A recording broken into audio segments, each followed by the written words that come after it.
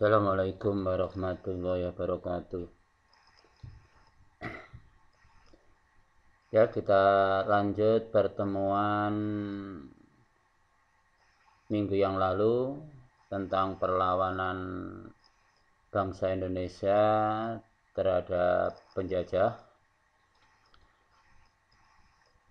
Sekarang kita lanjut perlawanan kaum Padri. Ya. Padri ini diambil dari kata pidi. Pidi itu tempat di Aceh yang saat itu jadi embarkasi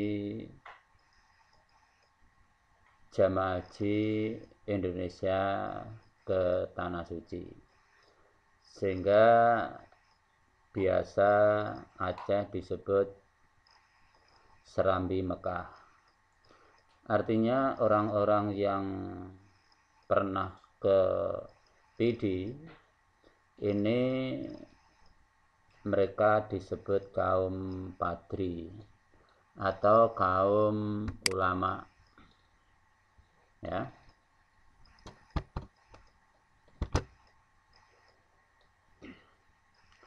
Kalau kita lihat sebab-sebab perang Padri ini adalah pertentangan kaum adat dengan kaum ulama.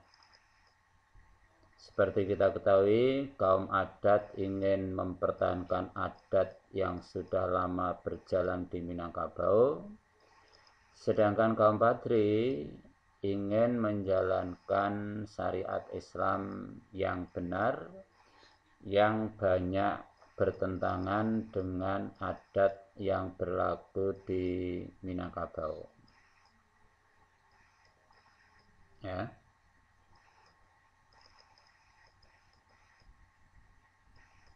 Contoh, di Minangkabau itu ada adat matrilineal. Ya, adat matrilineal.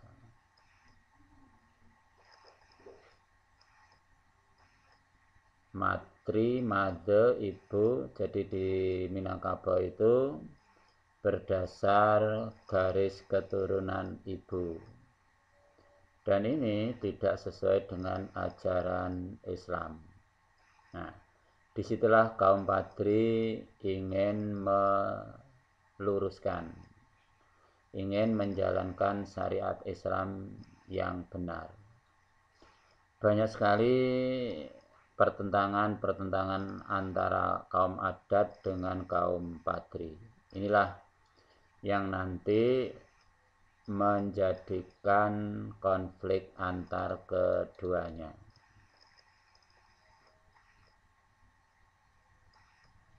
Ketika perang pertama 1821 ya sampai mungkin 1825, saat itu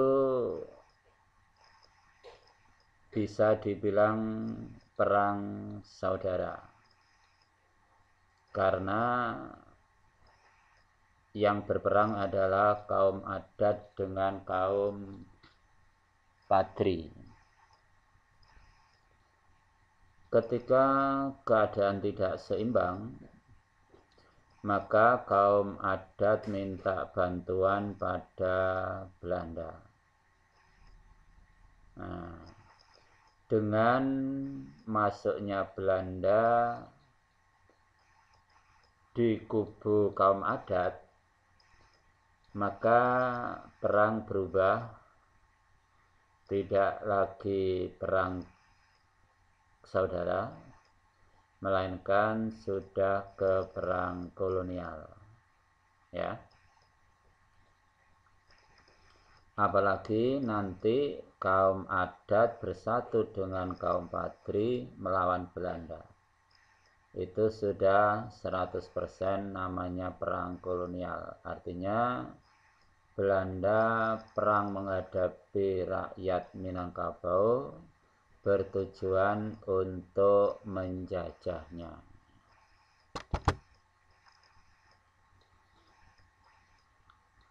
Nah, ini ibu kota Sumatera Barat, ya.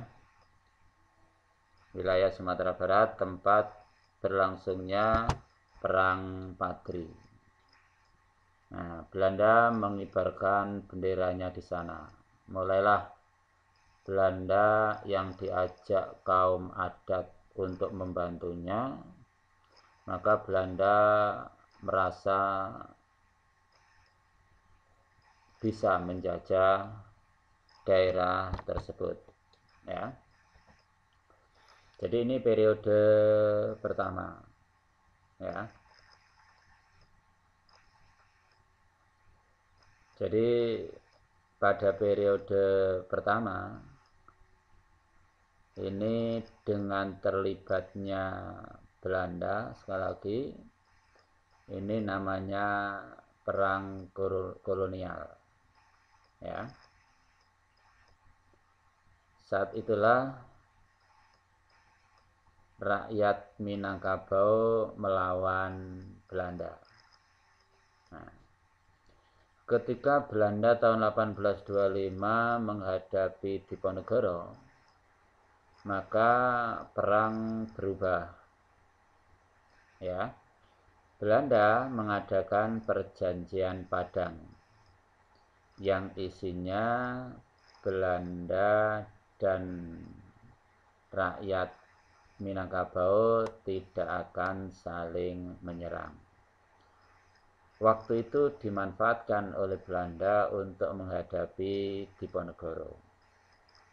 Itulah periode kedua, ya. Perjanjian Masang atau perjanjian Padang, ya.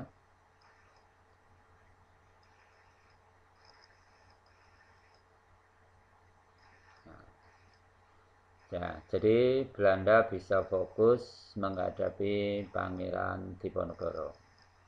Nah, setelah Pangeran Diponegoro mulai bisa diatasi,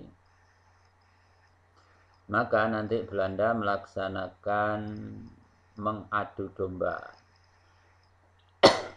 ya. Sendot Alibasa Brawirodirjo ini ditarik ke Minangkabau, disuruh berperang dengan kaum Padri atau dengan rakyat Minangkabau. Tapi usaha Belanda ini mengalami kegagalan, ya. Karena Sendot pun tahu persis kalau dia diadu domba oleh Belanda. Nah, setelah Diponegoro dapat diatasi, maka Belanda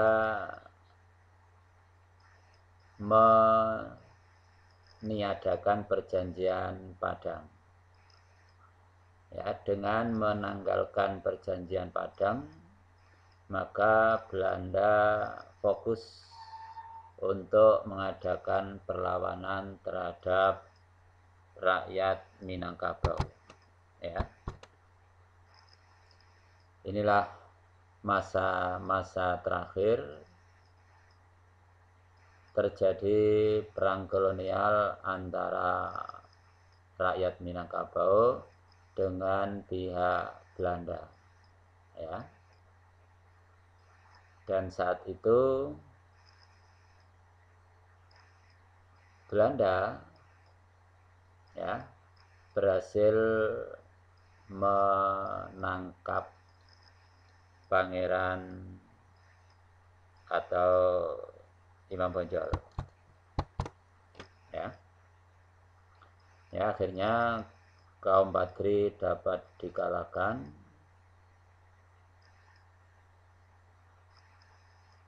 Ya, itulah tentang perang besar yang terjadi di Minangkabau. Sekarang kita lanjut ke Jawa. Ya. Di Jawa nanti tahun 1825 sampai 1830 ya terjadi perlawanan Diponegoro.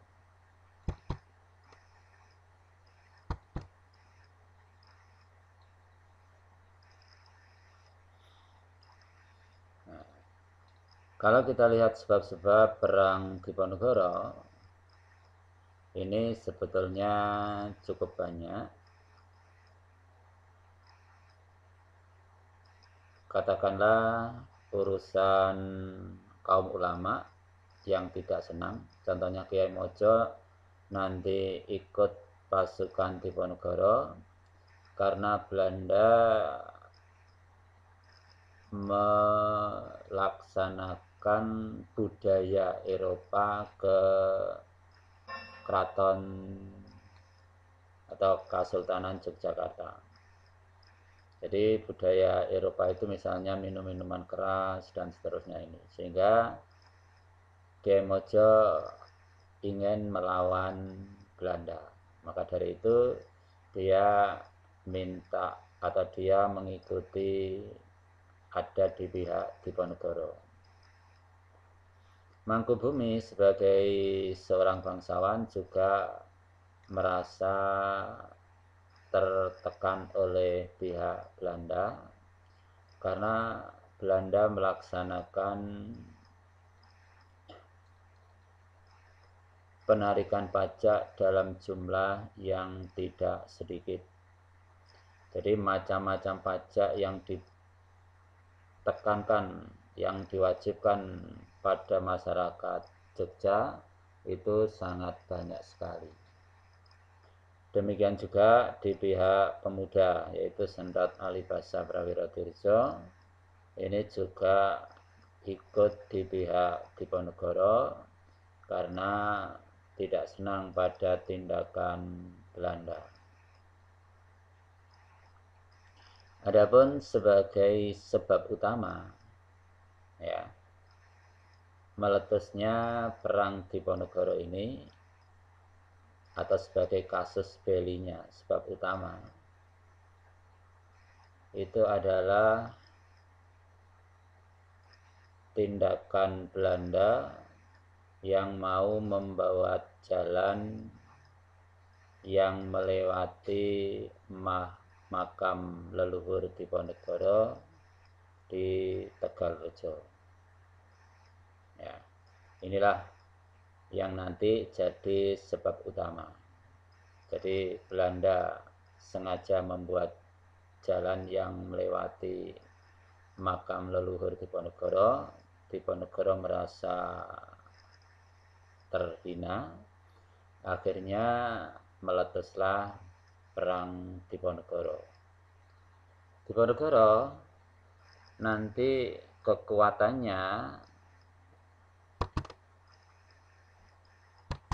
tertumpu di, coba cari ya, yang jadi markas perlawanan Diponegoro itu itulah tugas kalian hari ini ya. Jadi jawabannya hanya 2 kata. Untuk anak-anak yang daring saja, tidak tatap muka, kalian wajib menyetorkan tugas ini paling lambat jam 8. Sedangkan anak-anak yang tatap muka, kalian setor tugas terakhir jam 12. Ya. Disitulah nanti terjadi perlawanan yang dilakukan oleh Diponegoro yang dalam perang Diponegoro ini terbagi jadi 3 periode. Jadi periode pertama 25 sampai 27 itu pasukan Diponegoro selalu mendapatkan kemenangan. Bahkan kekuatan Diponegoro meluas sampai ke timur, ya, maksudnya ke Jawa Timur, ya. Dan salah satu mungkin tokoh dari pasukan Diponegoro itu adalah yang di Ploso, ya. Jadi kakeknya Yaitar itu adalah orang Kudus yang saat itu jadi koordinator lapangan di wilayah Jombang sampai Sidoarjo. Ya, jadi pada periode pertama sekali lagi pasukan Diponegoro mengalami kemenangan. Kemudian pada periode kedua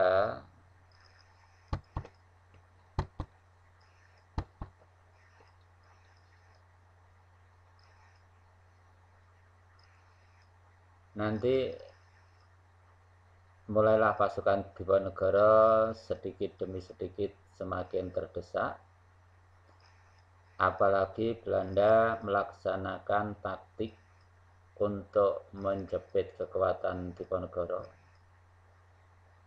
Coba, ini soal yang kedua. Jawabannya sama dua kata, ya. Jadi tugasnya itu ada dua. Tadi satu, dan yang kedua ini, ya. Taktik yang dipakai Belanda untuk menjepit kekuatan Diponegoro. Ya. Setelah taktik ini semakin hari semakin nampak hasilnya, artinya pasukan Diponegoro mulai terdesak, maka langkah Belanda yang ketiga, ya, yaitu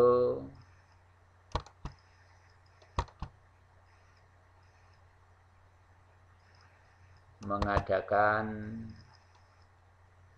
perundingan. Inilah siasat tipu muslihat yang dilakukan oleh Diponegoro. Otaknya itu adalah dekok, ya, yang nanti ngajak Diponegoro berunding. Dalam perundingan yang sudah kemungkinan besar hasilnya pasti gagal, maka saat itulah Belanda dengan pasukan lengkap dan senjata lengkap akhirnya menangkap Diponegoro.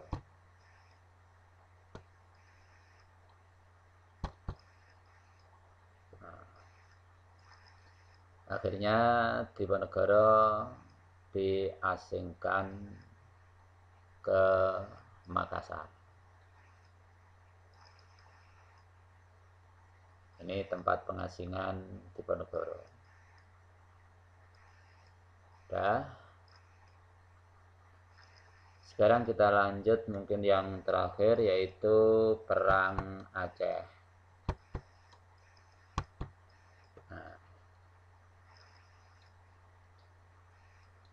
Belanda dalam melaksanakan Pax Nederlandica, ya, penguasaan seluruh Hindia Belanda, ini masih belum terlaksana karena Aceh belum masuk ke wilayah kekuasaan Belanda.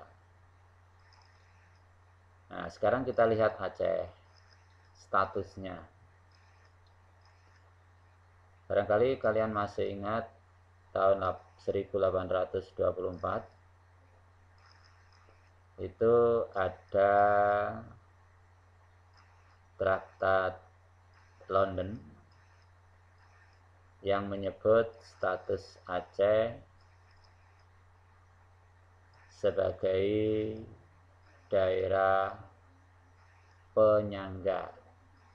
Artinya Inggris tidak berhak menguasai Aceh, Belanda pun juga tidak berhak menguasai Aceh. Tolong diingat lagi, 1870 Belanda melaksanakan politik ekonomi liberal, ya, dengan catatan para pengusaha-pengusaha Inggris pun diizinkan oleh Belanda untuk menanamkan modalnya di Indonesia. Sebagai imbalannya, maka Belanda agar diizinkan untuk menyerang Aceh. Akhirnya tahun 1871 keluarlah namanya Traktat Sumatera. Ya, Traktat Sumatera yang berisi Belanda diizinkan untuk menyerang Aceh.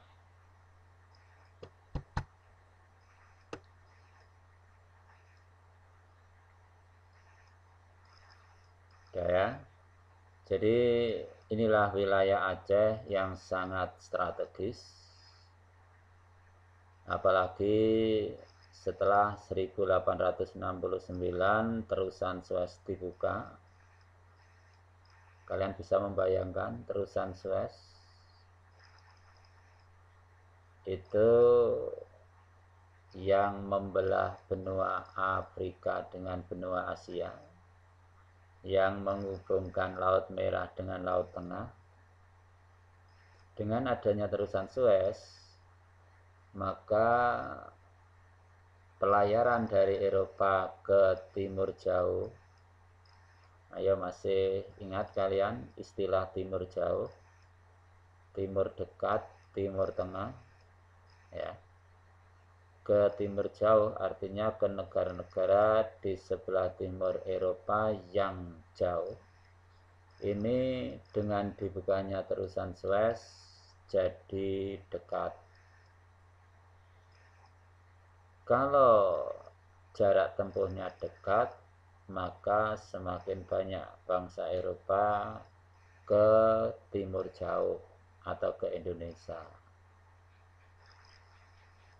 Semakin banyak orang-orang Eropa ke Indonesia, menjadikan Aceh jadi tempat yang strategis.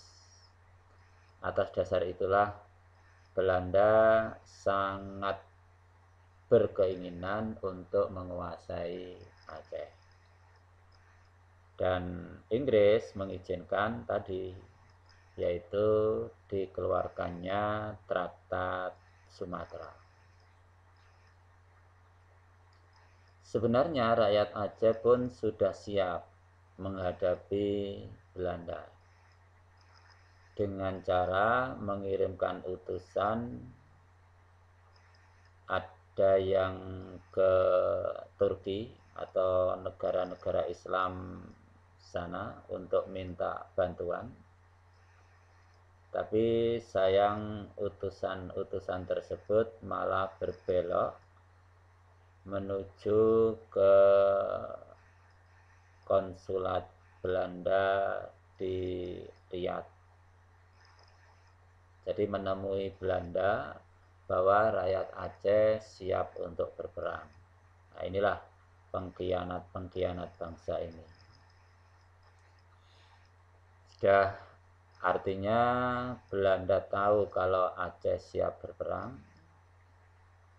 Akhirnya meletuslah perang Aceh tahun 1873 yang nanti berakhir 1904. Jadi berlangsung selama 31 tahun.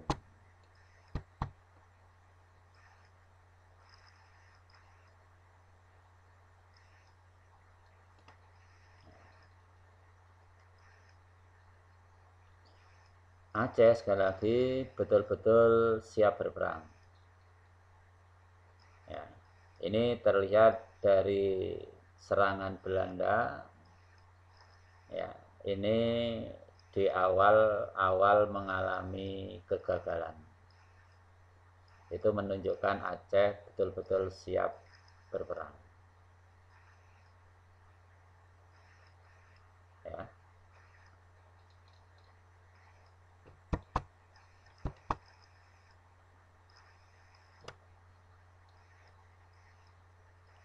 Ekspedisi yang kedua, yang tadi pertama gagal, ya Kohler meninggal, maka ekspedisi kedua pada tahun yang sama Belanda meningkatkan kekuatan di bawah pimpinan Van Swieten. Akhirnya Belanda bisa menguasai dua tempat yang pasti dipertahankan oleh rakyat Aceh, yaitu Keraton dan Masjid Raya.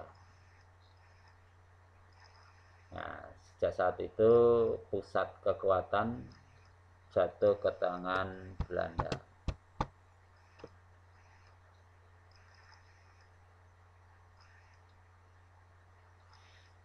Nah, kita lihat pada periode pertama ini itu wilayah Aceh yang dipertahankan mati-matian oleh rakyat Aceh mulai satu demi satu jatuh ke tangan Belanda. Ya. Kemudian pada periode kedua 1884 sampai 1896 ini praktis, ya, masa itu seolah-olah terjadi gencatan senjata. Artinya gini, rakyat Aceh berjuang di daerah pegunungan pakai perang gerilya begitu, sedangkan Belanda berkonsentrasi di kota. Sehingga pada periode kedua, sekali lagi 1884 sampai 1896 ini perang seolah-olah tidak ada. Nah, setelah berjalan 12 tahun rakyat Aceh tidak menyerah, akhirnya muncullah ide dari pihak Belanda, ya, terutama setelah Snokhorgronje ini belajar agama Islam di Arab yang merubah namanya jadi Abdul Ghaffar. Ternyata masyarakat Aceh itu lebih patuh pada ulama daripada pada bangsawan. Setelah dilihat, pemimpin-pemimpin Aceh itu kebanyakan adalah ulama, ya, sehingga Belanda harus meninggalkan garis konsentrasi, ya.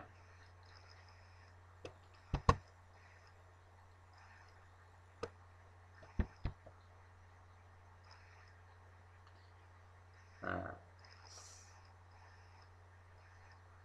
setelah Belanda meninggalkan garis konsentrasi tahun 1896, maka Belanda mengadakan serangan terhadap pejuang-pejuang Aceh sampai kemanapun dikejar.